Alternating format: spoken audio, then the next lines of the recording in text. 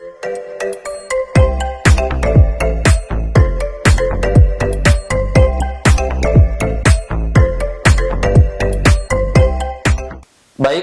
Bismillahirrahmanirrahim. Assalamualaikum warahmatullahi wabarakatuh. Waalaikumsalam. Kawan-kawan Creative Culture dimanapun berada, berjumpa lagi bersama kami di PCC, Podcast Creative Culture. Kali ini bersama saya, Fahril Asyraf Aknur, yang akan mengisi podcast ini. Seperti biasa, dalam podcast-podcast sebelumnya, kita selalu kedatangan tamu-tamu spesial. Kali ini, kita juga sudah kedatangan tamu yang tidak kalah spesialnya dengan tamu-tamu terdahulu. Kali ini kita sudah kedatangan Bung Wahyu Sulaiman. Apa kabar, Bung? Alhamdulillah sehat. Alhamdulillah baik. Untuk teman-teman yang belum tahu, Bung Wahyu ini adalah anggota DPRD Provinsi Sulawesi Tenggara, Dapil Konsel Bombana, fraksi Partai Demokrat. Koreksi kalau saya salah, Bang. Jadi pertama kami ucapkan terima kasih karena sudah mau berdialog dengan kami di podcast ini. Tentu sebuah kebanggaan bagi kami bisa menghadirkan Bapak, Bung, di podcast kami. Oke, sekarang kesibukan apa aja, Bang? Ya, alhamdulillah seperti yang sudah diperkenalkan kemarin tadi, saya alhamdulillah dipercaya sebagai anggota DPR Provinsi Sulawesi Tenggara dengan pendapilan Konawe Selatan Bombana per 20 Maret 20 Oktober 2024. Kira-kira sudah sekitar hampir setengah tahun saya. Hampir setahun ya. Oke. Tadi saya sudah sempat singgung bahwa Abang ini anggota DPRD termuda ya, seprovinsi Sulawesi Tenggara. Dan koreksi kalau saya salah, dan kayaknya satu-satunya yang masih bujang di DPRD Provinsi Sulawesi Tenggara. Ya, tetaplah saya juga bersyukur artinya benar dikatakan bahwa saya sedikit koreksi, bukan masalah bujangnya, kalau itu memang sudah faktual. Tapi perihal termuda di Sulawesi Tenggara. Tapi kalau di DPRD Provinsi Sulawesi Tenggara, berdasarkan berita-berita yang telah diliput oleh wartawan pada saat saya pertama kali dilantik, kalau nggak salah memang saya yang termuda, kemudian Ibu Muniati Ridwan yang paling senior. Tetapi saya memang perjalanan ini pada saat pencalekan, pada saat itu saya tidak istilah kasarnya menjual identitas kepemudaan. Begitu pula pada saat saya berlanjut sekarang tidak terlalu yang namanya mengkapitalisasi kepemudaan itu, karena ya saya menginginkan menjadi muda itu bukan hanya dari umur, tapi dari tindakan, pikiran, dan paradigma dalam hal politik. Oke, menarik. Saya ingin masuk di situ, Bang, berkaitan dengan posisi Bung sebagai anggota DPRD termuda di Provinsi Sulawesi Tenggara, sebagai apa namanya dalam tanda kutip murid baru di DPRD Provinsi. Ada nggak kesulitan-kesulitan yang dihadapi? Mengingat ini, kalau nggak salah, ini kali pertama ya Abang masuk dalam jabatan pemerintahan. Ada nggak kesulitan-kesulitan itu? Alhamdulillah saya beradaptasi ya. Yang namanya kesulitan, segala sesuatu yang pertama kali kita lakukan itu memang pasti ada tantangan, pasti ada ujian. Memang ini yang pertama kali saya berkontestasi, karena memang kalau aturan untuk menjadi caleg itu harus sudah berumur 21 tahun. Pada momen pilcaleg kemarin, saya di umur 23 tahun bisa lolos dan alhamdulillah terpilih. Namun sebelumnya 2020 memang saya belum mempunyai belum mampu memenuhi syarat lah. Memenuhi syarat. Jadi itu ya. Kemudian kemarin juga itu saya sempat pasca pelantikan Abang itu sempat ramai tuh di media sosial. Sebagai anggota DPRD termuda, yang menarik itu komentar-komentarnya. Ada yang komentar positif, ada pula yang negatif. Salah satu komentar negatifnya itu katanya begini, oh ini bisa terpilih karena orang tuanya ini, karena Wahyu Sulaiman orang tuanya ini, anaknya ini. Bagaimana Abang menanggapi komentar seperti itu? Belum berapa menit sudah. Ya kita pelan-pelan ya. Ya alhamdulillah apa yang bisa saya sampaikan kepada komentar-komentar tersebut, saya tidak melihatnya sebagai negatif maupun positif. Selalu saya katakan bahwa itu adalah kritik yang konstruktif, yang membangun, bahwa memang pandangan kita ini pada saat pada Alek-Alek muda memang masih punya skeptis, masih dilihat sebelah mata. Tapi pada perjalanan saya dalam pencalekan kemarin, bukan cuma saya anak muda yang berkonsentrasi, bukan cuma saya yang mempunyai hubungan afiliasi dengan partai politik yang begitu kuat, bukan cuma saya yang mungkin dibilang mempunyai darah politik, tetapi kita lihat sekarang, saya tidak ingin berbicara menyebut nama atau siapa. Pada saat pencalekan provinsi kemarin, ada banyak figur-figur kuat dan hebat yang ikut mencalonkan. Ada yang orang tuanya eksekutif, ada yang orang tuanya ketua partai, ada yang orang tuanya pebisnis, tapi yang mana itu kita lihat tidak ada sekarang. Jadi kepada komentar-komentar tersebut saya menerima, dan betul memang saya harus bekerja lebih keras, bahwa embel-embel, bayang-bayang itu pertama saya lihat sebagai modalitas. Namun kemudian itu juga yang akan mengkaburkan persepsi orang bahwa saya duduk di sini dan bekerja di sini ya dicariin orang tua pekerjaan itu. Tetapi ya kembali lagi saya sampaikan, ada banyak figur-figur kemarin yang kurang lebih sama backgroundnya atau pula yang mungkin lebih wah ya, lebih wah. Namun ya kita lihat tidak muncul dan tidak perform. Jadi saya sampaikan bahwa saya bekerja dengan sesungguh-sungguhnya, saya datang ke masyarakat, door to door, saya jual ide, bukan hanya identitas politik yang sifatnya sekunder. Baik. Kenapa kemudian saya langsung ke situ? Karena saya pikir pasca pelantikan, sepertinya anggota DPR pertama yang sudah mendapat komentar pedas itu kayaknya Abang. Jadi saya ingin melihat komentar Abang terkait komentar-komentar itu. Kemudian selanjutnya, sekarang kan Abang di DPR. Kalau boleh tahu, Abang sekarang menduduki jabatan apa di Komisi DPR dan mungkin di komisi apa? Biar teman-teman yang belum tahu bisa tahu.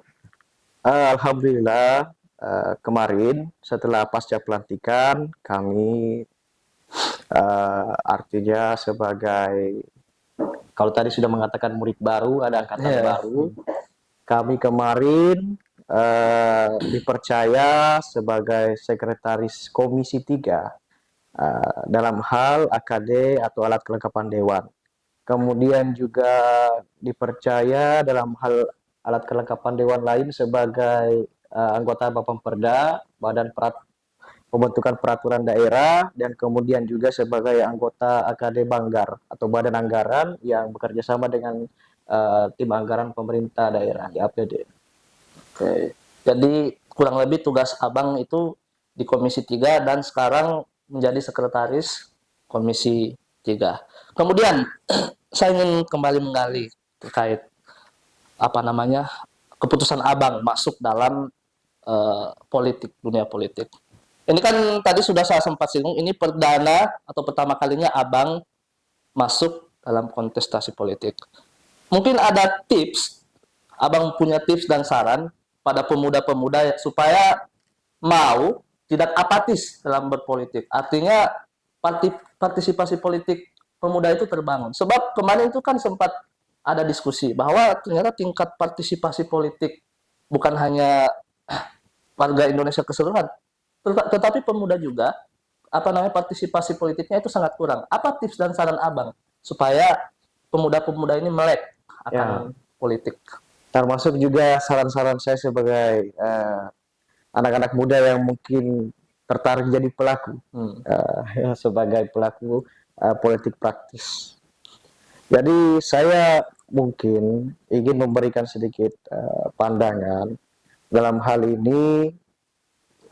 Melek politik itu memang sangat-sangat penting. Kalau ketua partai saya pernah bikin suatu podcast juga, kalau nggak salah itu hari di salah satu media dan sampai viral di nasional, bahwa buta yang paling berbahaya adalah buta politik. Kenapa seperti itu?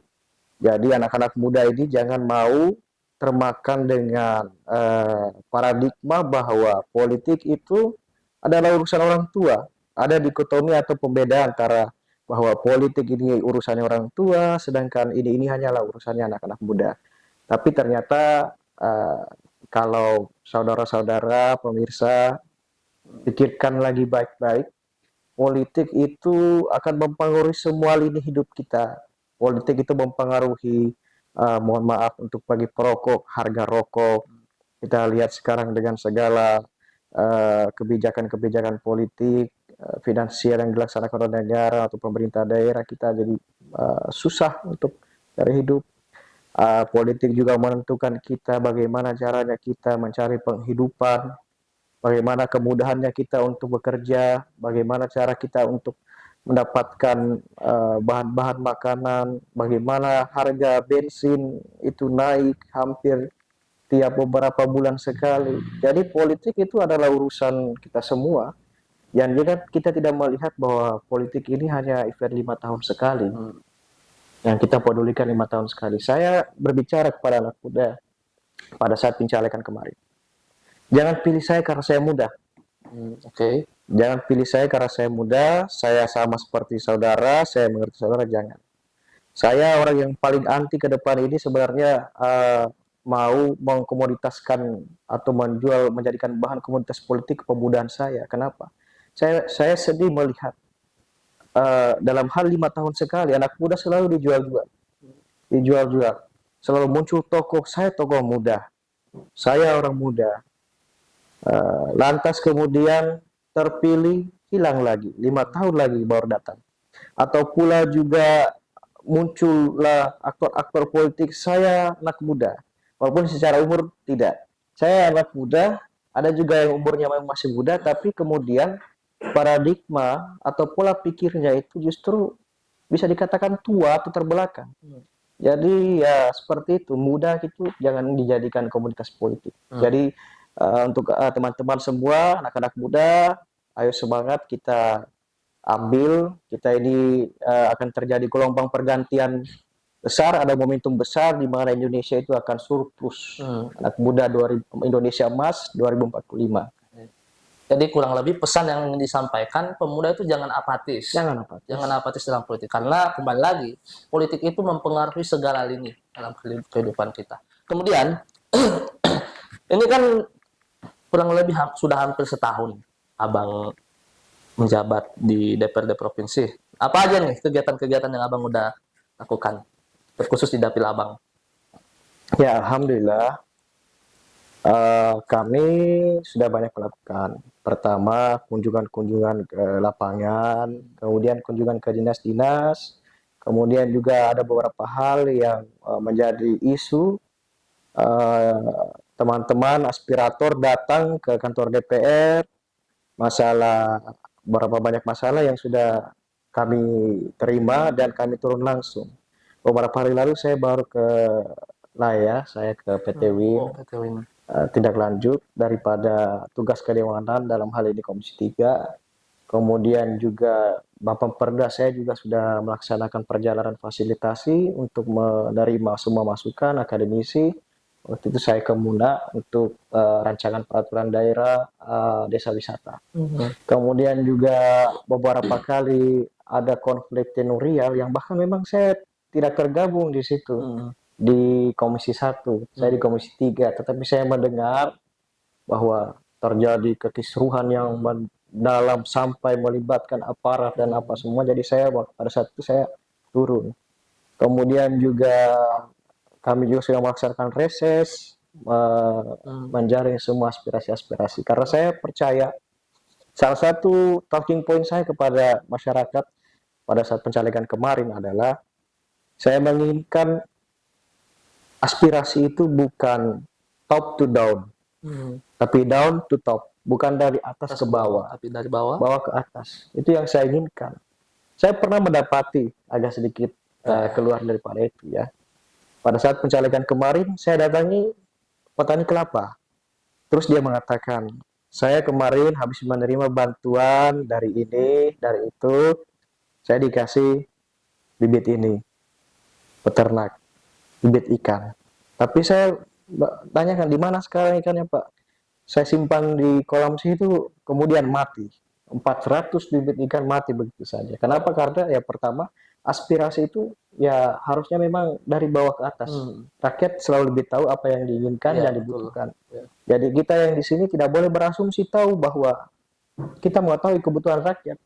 Harus mereka yang berbicara. Ya, itulah salah satu tugas yang saya laksanakan kemarin pada saat reses pertama, masa sidang pertama saya laksanakan di Dapil 2. Untuk pada saat ini saya masih fokus di Konsel karena Konsel itu besar. Kalau nggak salah ada 351 desa kelurahan. Kemudian juga penduduknya sampai hampir 300.000. Saya kemarin ke kampung saya dia Dapil 2 di Angata. Ya, jadi kurang lebih selama hampir setahun menjabat ini, Abang sudah beberapa kali masuk ke daerah pemilihan Abang di Dapil, kemudian sudah melaksanakan program-program yang sesuai dengan tugas Abang. Ya, jadi untuk menjawab ya, Abang ini udah makan gaji buta, insya Allah beliau bekerja sesuai amanah rakyat. Kemudian Bang, kaitannya dengan point of view. Tentu point of view POV antara masyarakat yang di luar pemerintahan dan juga yang di dalam pemerintahan itu memiliki pandangan yang berbeda. Misal kalau pandangan masyarakat yang di luar pemerintahan itu selalu memandang bahwa pemerintah ini lebih banyak tidak kerjanya daripada ini. Tapi saya ingin tanya dari Abang yang baru masuk. Istilahnya tadi sudah sempat disinggung, masih kertas putih lah istilahnya. Ketika Abang masuk, ini saya ingin mengetahui point of view Abang. Apa yang menjadi kekurangan dan kelemahan ketika Abang di dalam pemerintahan? Saya ingin melihat sudut pandang Abang sebagai murid baru lah istilahnya. Jadi alhamdulillah pertama saya salah satu case yang mungkin unik ya. Selesai dari menjadi apa istilahnya, saya pernah berbicara di luar, lantas kemudian tidak lama kemudian saya masuk ke dalam dan berbicara juga di dalam. Salah satu case unik yang saya bisa ceritakan pada saat ini ya pada saat salah satu demonstrasi RUU TNI kemarin. Kemudian saya pada saat itu menerima masa aksi yang tergabung dari lebih dari 4 universitas. Lantas kemudian saya memperkenalkan diri, saya mengatakan seperti ini, saya belum lama di posisi saudara-saudara berbicara seperti itu. Saya ingin mengamplifikasi kata-kata ya aspirasi yang ada yang yang dibawa oleh teman-teman. Tapi tentunya dengan posisi seperti sekarang, ingin bagaimanapun saya dekat dengan kawan-kawan aspirator, memang sudah ada invisible barrier, ada penghalang yang tidak terlihat. Bahwa memang saya dalam hal ini sedang ada in position of power, posisi kekuasaan. Sehingga apapun yang saya sampaikan kepada teman-teman itu tidak diterima dengan baik dan tidak bisa sampai ke hati-hati teman-teman. Dan saya saya mengerti posisi saya ini. Ada salah satu pihak setelah demonstrasi itu chat saya minta maaf, posisi tadi ini terlalu husu gitu. Saya bilang nggak apa-apa, ada masalah, sama-sama menjalankan tugas. Kita berbicara, saya mendengar dan saya juga ini menyampaikan. Jadi salah satu point of view-nya itu seperti itu. Jadi orang-orang yang sudah masuk di dalam pemerintahan memang bagaimanapun juga ada invisible barrier, ada pemisah yang tidak terlihat. Bahwa sebagaimanapun saya ingin bercampur dan berbaur kepada teman-teman, mungkin selalu ada reaksi penolakan. Tapi saya setuju itu, penolakan itu, bahwa itu memang penting. Orang-orang yang berada in position of power memang tidak boleh seakan-akan masih seperti itu. Karena sekali lagi itulah bentuk demokrasi terbaik, bahwa selalu ada argumentatif yang mendorong progres. Jadi intinya setelah Abang masuk dalam pemerintahan, Abang baru sadar bahwa realitas adanya barrier invisible itu ternyata ada dalam tubuh pemerintahan maupun di masyarakat. Oke, sekarang kita melompat pada pertanyaan selanjutnya. Masih berkaitan dengan politik. hal yang nggak bisa lepas dari politik itu adalah isu money politik dan cost politik. Yang dimana keduanya ini esensinya sama, yaitu penggunaan uang lah istilahnya, penggunaan biaya. Nah, bagaimana kemudian kita bisa membedakan antara money politik dan cost politik ini agar tidak disalahpahami oleh khususnya kaula muda? Baik, terima kasih, Bos. Ini pertanyaan yang harus sangat hati-hati untuk dijawab. Kenapa? Untuk kita menciptakan keambiguan. Pertama, berbicara money politik dengan cost politik. Gini. Kalau kita berbicara dengan money politik, itulah kemarin. Itulah yang saya katakan bahwa politik itu sebenarnya orang yang sombong, orang yang dibanding orang yang berhitung masalah kos politik. Kalau orang yang menganggap dan menggunakan istilah money politik itu nyatanya mendegradasi masyarakat, menjadikannya sebagai transaksional. Saya kasih kamu ini, kamu kasih saya itu, setelah itu jangan minta apa-apa lagi. Sedangkan kalau saya berbicara cost politik itu tidak selalunya namanya finansial. Janji. Dan janji itu adalah yang, kalau untuk orang yang beragama adalah utang. Nah, jadi semua yang saya janjikan, insya Allah saya masih ingat. Makanya saya tidak berjanji banyak. Tapi yang saya berjanji itu hal-hal yang penting. Dan juga kalau kita berbicara money politik, saya mohon maaf tidak mampu money politik. Tidak mampu money politik. Kemarin itu saya tidak mampu money politik. Kalau kita mau berbicara untuk begitu, saya tidak mampu, Pak. Karena kembali lagi pada saat pencalekan kemarin, saya hanya minta restu daripada orang tua, minta doa. Kenapa? Karena orang tua juga sedang memikirkan dirinya. Beliau juga menjadi peserta pencalekan kemarin di DPR RI atau pula di provinsi lain. Saya tidak mampu dan kembali lagi saya lebih berorientasi kepada istilah atau diksi kos politik. Kos politik itu ya seperti tadi itu.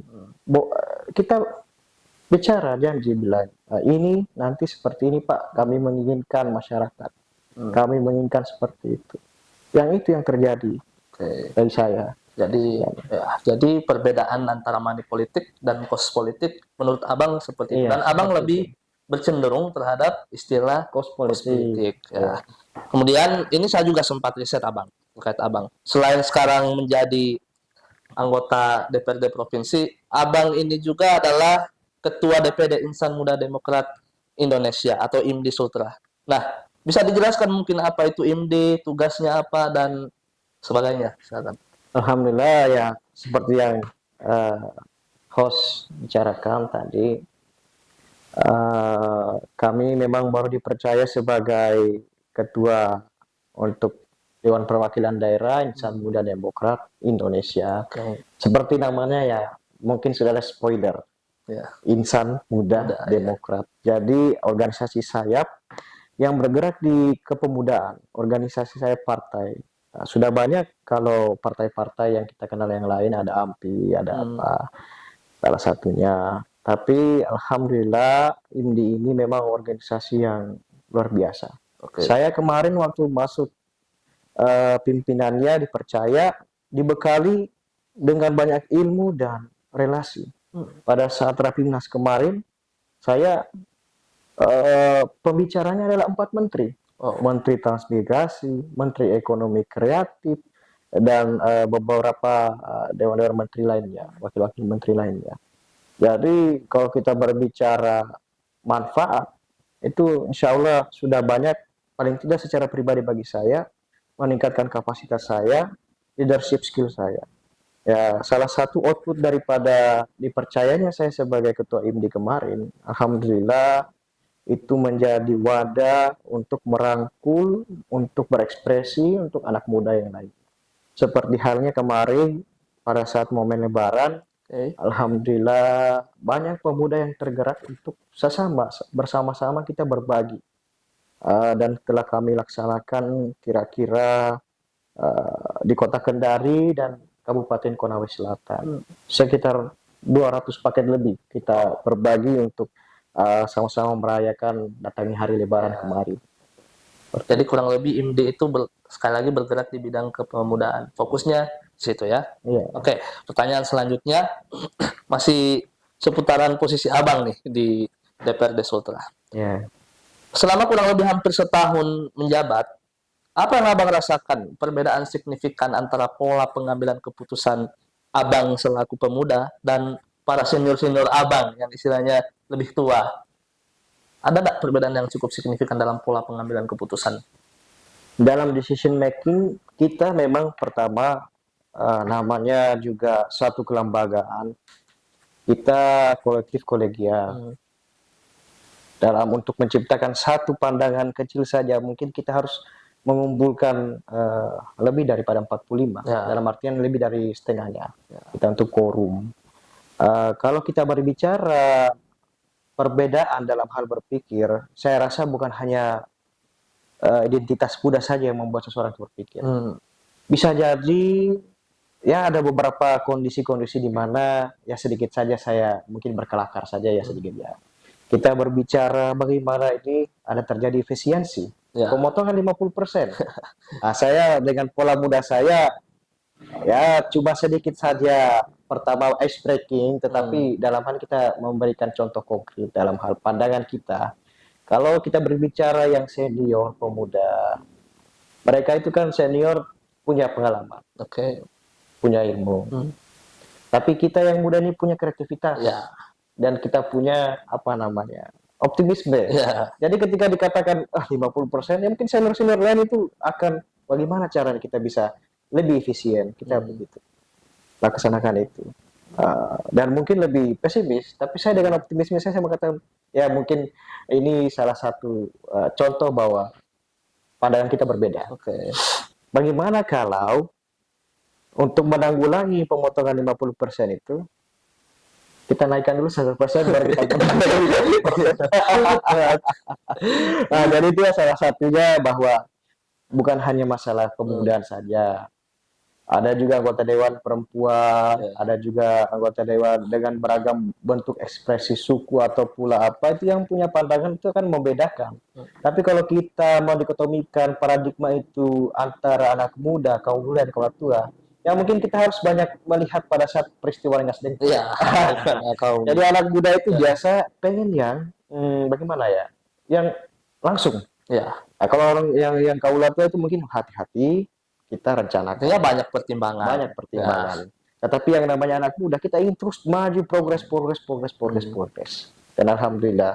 Tapi di dalam DPR ini kita semua membicarakan dengan baik.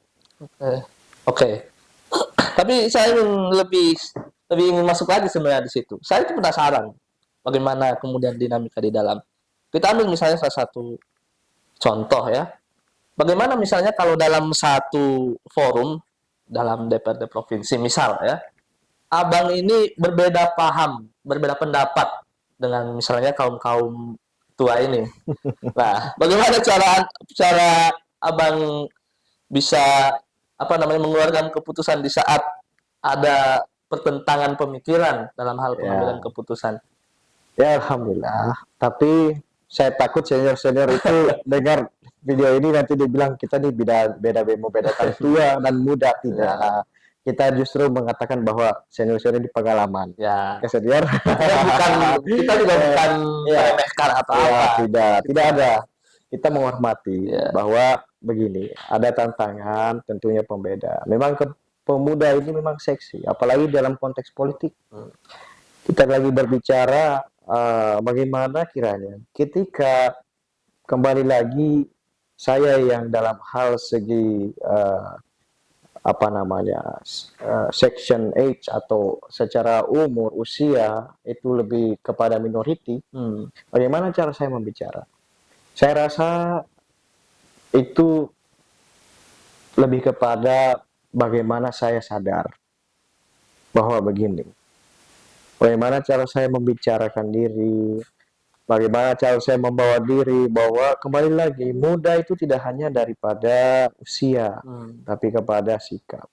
Tapi sikap muda yang ada itu tentunya kita berbicara santun, kita berbicara cerdas, dan kita lebih empatetik terhadap banyak hal-hal. Dan kalaupun saya diberikan posisi di mana saya itu kontra terhadap katakanlah pandangan teman-teman lain, saya selalu berbicara begini. Kita semua sama-sama dipilih di sini. Sama-sama dipilih. Mau kita dibilang senior, mau dibilang kita junior, 2024 sampai 2030, 2029, kita posisinya sama. Kita wakil rakyat. Terlepas dari embel-embel yang terikat kepada kita. Dan itu juga yang saya katakan kepada diri saya. Ketika halnya mungkin ada sesuatu hal yang ada sesuatu yang kita kontra. Tapi saya selalu mengatakan begini. Saya ketika berbicara bukan suara individual. Kurang lebih ada 17.000 yang menitipkan suaranya, harapannya, pikirannya. Yang di pundak saya ini ada 17.000 lebih. Jadi saya tidak akan merasa bilang, aduh saya masih muda nih. Aduh saya masih kurang.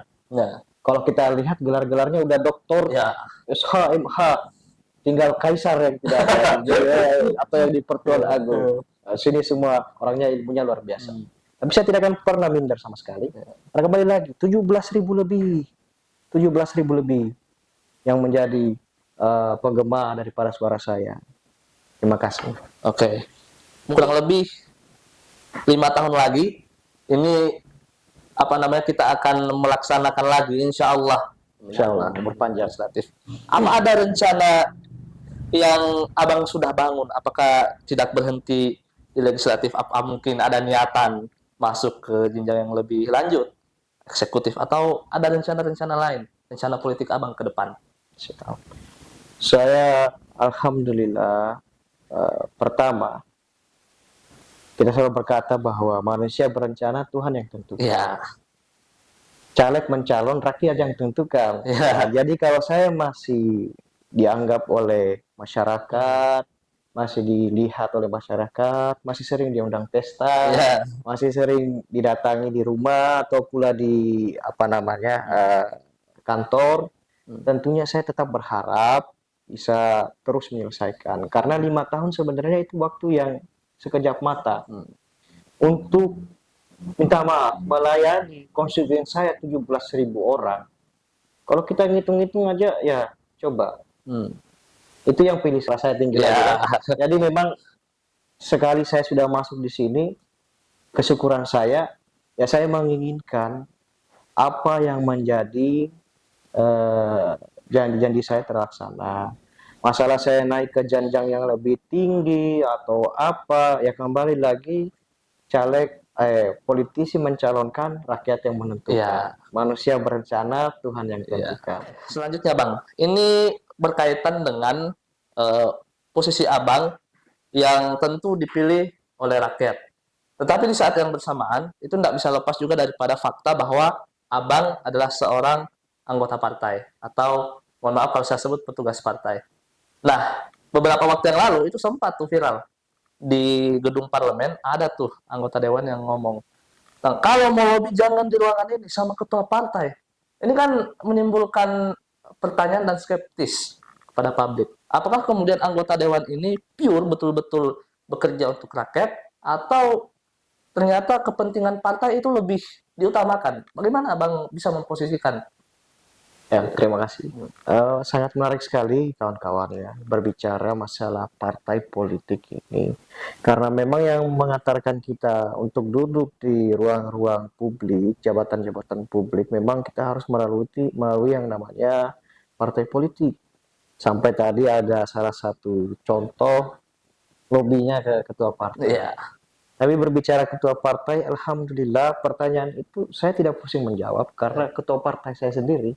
Dalam hal ini Presiden 2 periode Bapak Susilo Bambang Yudhoyono. Beliau pernah mengiterasikan salah satu kalimat yang pernah dikatakan oleh Bapak Presiden Amerika John F. Kennedy. yang mana beliau mengatakan, my loyalty to the party ends when my loyalty to the nation, also the country, begins. Jadi loyalitas atau bakti saya kepada partai itu berhenti di mana di titik loyalitas dan bakti saya kepada negara atau dalam konteks ini saya daerah dimulai. Jadi masyarakat selalu lebih tinggi di atas. Kebutuhan rakyat selalu tinggi di atas. Kembali lagi moto partai, salah satu moto yang bahkan terpampang di gedung DPP Pusat Partai Demokrat, harapan rakyat, perjuangan Demokrat. Jadi poinnya adalah kepentingan rakyat itu di atas kepentingan partai politik. Tadi menarik sebenarnya yang dikatakan bahwa loyalitas saya terhadap partai berhenti ketika loyalitas saya kepada masyarakat itu lebih utamakan. Saya sangat suka jawaban dari Bung Wahyu. Selanjutnya sebelum ke pertanyaan yang terakhir. Ini saya lihat bajunya ini cukup menarik. Apa itu? Kembalikan otonomi daerah. Ada pesan yang ingin disampaikan dari kaos yang awal pakai ini sepertinya? Pesan saya ya kepada akademisi, semua stakeholder kiranya bahwa begini, otonomi daerah itu memang amanat daripada undang-undang kita, kedewasaan dalam hal berpolitik dan bernegara, tata negara. Janganlah kita lihat sekarang tren memang begitu banyak tren-tren di mana otonomi daerah itu hanya berjalan atas nama saja, atas kertas saja, bahwa semua di pusat. Salah satunya yang sama-sama kita sayangkan keputusan-keputusan di mana misalnya dalam hal Komisi 3 yang mitranya adalah SDM, RKB atau IUP, semua ditarik ke pusat.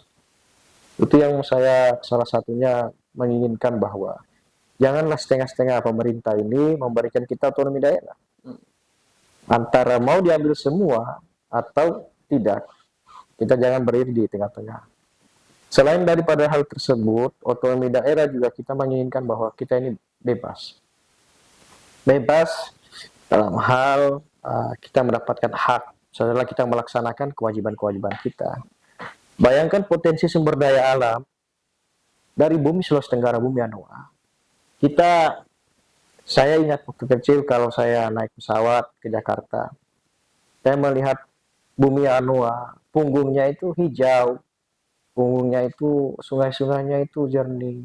Lantas sekarang kita melihat ketika kita naik pesawat atau kita lihat dari jauh gunung sudah habis, bumi Anoa berdarah-darah. Itu kenapa? Ya karena salah satunya memang keputusan-keputusan itu harus dilaksanakan dan dipercayakan kepada orang-orang yang berada di daerah, yang merasakan banjir, yang merasakan debu, yang merasakan sakitnya tempat tinggal itu sudah orang yang ada di sana. Otonomi daerah ini tidak hanya berada di tadi konteks tambang, konteks apa, tapi merupakan satu penting untuk kedewasaan kita bernegara. Terakhir Bang, mungkin bisa diberi pesan dan kesan untuk untuk penonton Creative Culture dan mungkin terkhusus pada masyarakat Dapil Konsel Membanah yang menonton podcast kita. Kepada semua penonton daripada podcast Creative Culture atau PCC, saya ucapkan terima kasih sudah duduk bersama kami sekiranya beberapa puluh menit ini. Saya juga mengucapkan terima kasih kepada host saya yang luar biasa, yang memang saya seperti berdiskusi di ruang-ruang yang nyaman dan bisa menggelitik pikiran saya. Dan kemudian juga saya ucapkan permohonan maaf dalam hal ini jika ada kurang-kurang kata, sikap maupun perilaku saya. Sesungguhnya harapan saya melakukan podcast ini kurang lebih bahwa mengenalkan kembali siapa saya, dan juga untuk orang-orang yang merasa saya janji bisa lihat lagi saya ini terpilih, saya ini tagihlah janji saya. Tapi tanpa ditagih pun insya Allah saya masih ingat semua. Masyarakat saya, pesan saya kepada masyarakat Konawe Selatan Bombana maupun seluruh masyarakat Sulawesi Tenggara, tetap kita sama-sama dukung semua program-program pemerintah daerah maupun pemerintah pusat, semua yang baik kita bantu dan dorong, dan semua yang buruk harus kita kritisi dan kita sampaikan. Saya di DPR akan selalu ada. Kemudian moto rakyat itu ada, moto partai kami adalah harapan rakyat perjuangan demokrat. Jadi semua yang menjadi harapan rakyat, insya Allah kami berada di situ. Jadi baik, sekali lagi terima kasih kami ucapkan Bang atas nama keluarga besar PCC Podcast Creative Culture atas kesediaan Abang untuk mengisi diskusi dialog kita pada podcast kali ini. Nggak mudah loh mengundang Abang. Sekali lagi terima kasih atas waktunya, dan khusus pemirsa sampai jumpa pada podcast sebelumnya. Terima kasih Bang. Terima kasih. Ya.